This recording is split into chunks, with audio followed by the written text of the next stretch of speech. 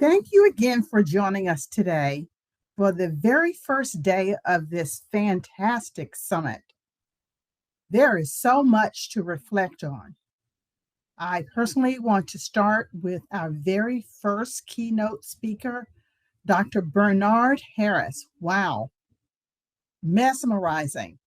He reminded us that mathematics is inspiring, that we are all here, and this is the reason why, because it is the Math Summit. And we recognize that it is our joint responsibility to find ways to help every student experience to be inspirational and with infinite possibilities of mathematics and of ourselves and of our lives. Dr. Harris really showed us the variety of ways that it can be done in his field, and it was exciting. That sunrise in space, the spacewalk of him and his colleagues floating freely, and that incredible photo of the countless galaxies. Who would have imagined? As Dr. Harris said, I am an infinite being with infinite possibilities. We all are, and we thank Dr. Harris for reminding us of that and for setting the stage and the tone for this summit today. Then I want to comment on Kevin Dykema, who was also inspiring. As a practitioner, he furthered our understanding of what it means when we talk about math and what it means to teach math. We need to focus on the understanding, right, Kevin? Understanding of math is the key. It's more than just doing math. Students' ability to think critically and to reason with mathematics cannot happen in the absence of this understanding. That's what I got out of his really, really inspiring talk. So we also need to think critically. We need to think critically about how we think about mathematics and how we are teaching students to think about mathematics and how we model being math people. Students need to see and experience their lives as math people.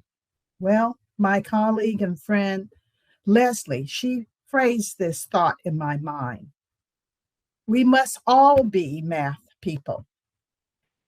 And I would like to now take that as a responsibility of a colleague who has done more than her share as a member of the National Assessment Governing Board staff in supporting this summit today. Thank you, Leslie. What a great, inspiring talk you gave us about the path forward. The next 2 days of the summit on September 19th and 26th are going to focus on just that. What it looks like to help learners become math people, strategies and opportunities for helping students to become math people. In the words of OECD, the global coordinator of testing across the globe for 70 plus countries, we must help students to become mathematical thinkers. And congratulations to the summit program planners. They got us going. They got us thinking about what it means to be math people or mathematical thinkers, in the words of OECD. They did that with those STEAM expos. How creative. Featuring, this time around today, 3 young scientists of color from NASA in collaboration with 3 outstanding classroom teachers. They showed us how we can create, again, there's that phrase, math people. And it reminded me of what we heard from Kevin, that being good at math is about more than getting a good job.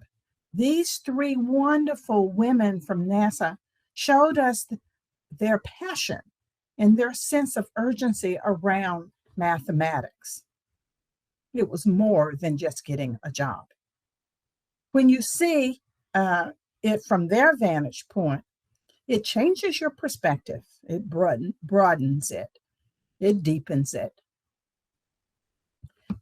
These were three outstanding, excellent examples of what happens when we stimulate the intimate possibilities in our children. Now, I don't know if Dr. Ray Hart, friend and colleague, was able to join us. I'm here. Thank you. Oh, hi, Ray. You had a fantastic panel today. If I can call upon you to reflect on what you heard from your panels, your two panels today, I would really like to now turn it over to you. I was so inspired by the outstanding work that we learned from Dallas and Denver and Guilford County in my home state and San Diego.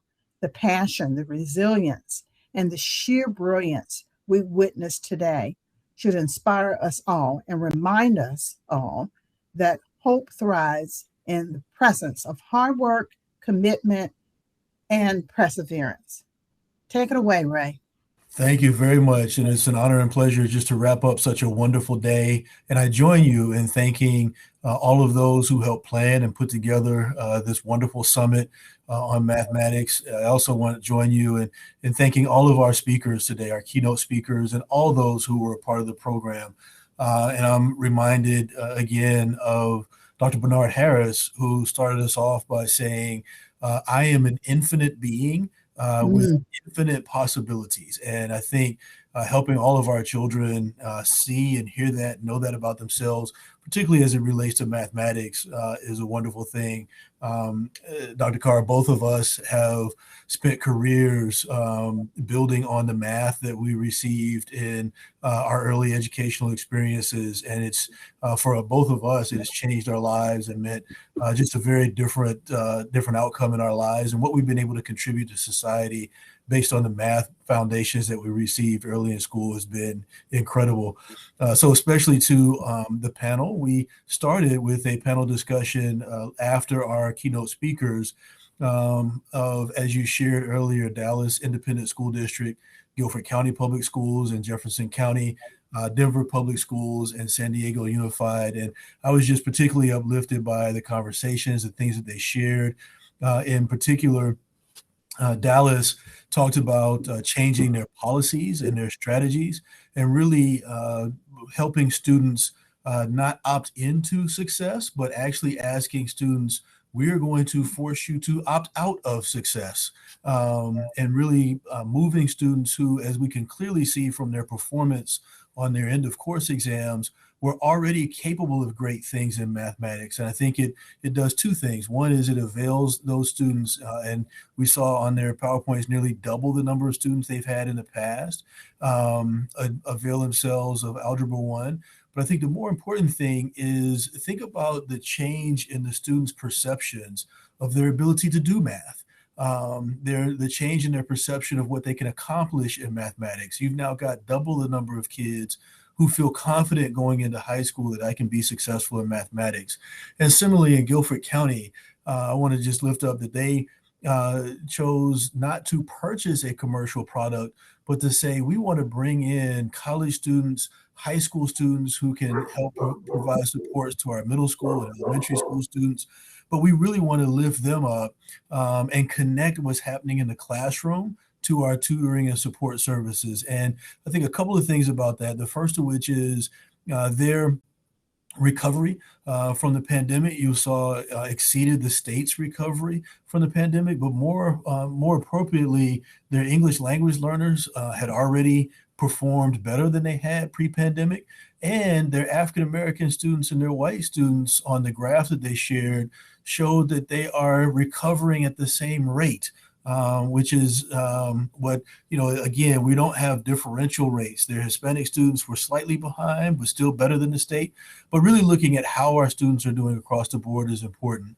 In Denver Public Schools, just their lifting up of their strong vision for mathematics. And one of the things that they talked about in particular was accelerating learning and really focusing on helping students grow, not just focusing on remediation, because remediation, if you recall from their graph, takes us in circles. It really takes kids back over where they've already been, but not focusing on remediation, but focusing on acceleration and addressing the unfinished learning that we defined in the session. And finally, San Diego Unified School District really focusing on the assets that kids bring into the classroom and asset-based assessments, and really building up a community of learners, and ensuring that both our teachers, and it was one of the things that they focused on and several panels focused on, but making sure that our teachers have increased, and our students have increased confidence in their ability to do mathematics, we thought was critical. Following that, you heard more closely to the classroom from a classroom teacher on the National Assessment Governing Board panel that was facilitated by Leslie Muldoon. And Leslie, thank you very much for an excellent panel where we heard from Mark Miller, who is a junior high school teacher, and Dana Boyd, who is a principal in El Paso Independent School District. And both of them talked about really looking forward, not looking back at the pandemic, but really looking forward at what our kids can accomplish. They both talked about getting hands-on experiences with our students around utilizing manipulatives and other things. And more specifically, they talked really extensively about getting students to express their learning beyond just doing kind of rote mathematical problems, but expressing their learning and how they speak about mathematics, how they write about mathematics. And we saw some examples where we really want kids writing about mathematics and expressing their understanding of the conceptual aspects of mathematics. They also talked about curiosity, creativity, and critical thinking skills necessary to be successful moving forward. And then finally, they talked extensively about working with our schools to really not compare our schools, but to encompass great learning that we can share across schools. And then finally, they talked about enrichment activities for students ready to move on beyond just their threshold. And then finally, I'll talk a little bit, Dr. Carr, if it's okay, around the Chief State School Officers panel that we had this afternoon as well. So thank you to Dr. Jonathan Moore from CCSSO for facilitating that panel, but Dr. Eric Mackey from Alabama, Kristen Bachelor from North Dakota, as well as Catherine Truitt from North Carolina. And they were really wonderful in expressing the state's role in supporting our school districts, supporting our districts in understanding and establishing a vision for advancing mathematics across the state. They also talked extensively about using AI, artificial intelligence, to customize and differentiate instruction for our students. And even in some of our member districts, we have districts beginning to use AI to differentiate tutoring services for students.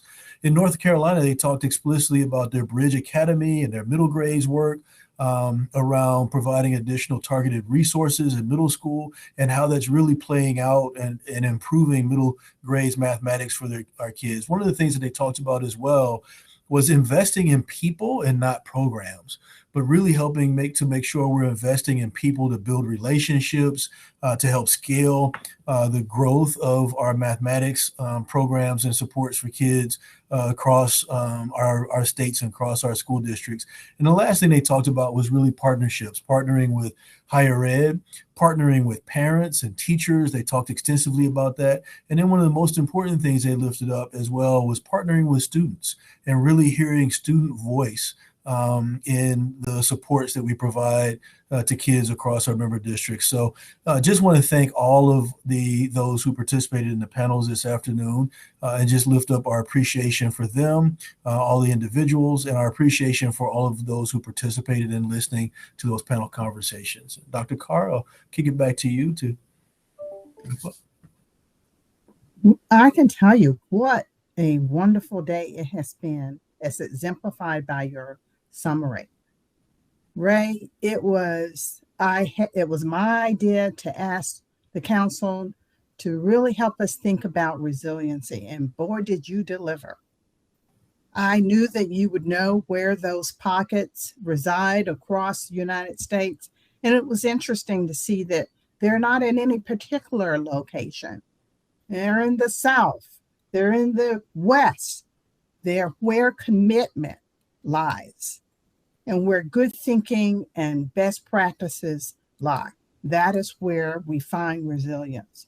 So thank you for finding those pockets of gold and for providing the insight to those who haven't found it yet but could if they use these as models. Thank you for your contributions there and for being a resounding partner over the years.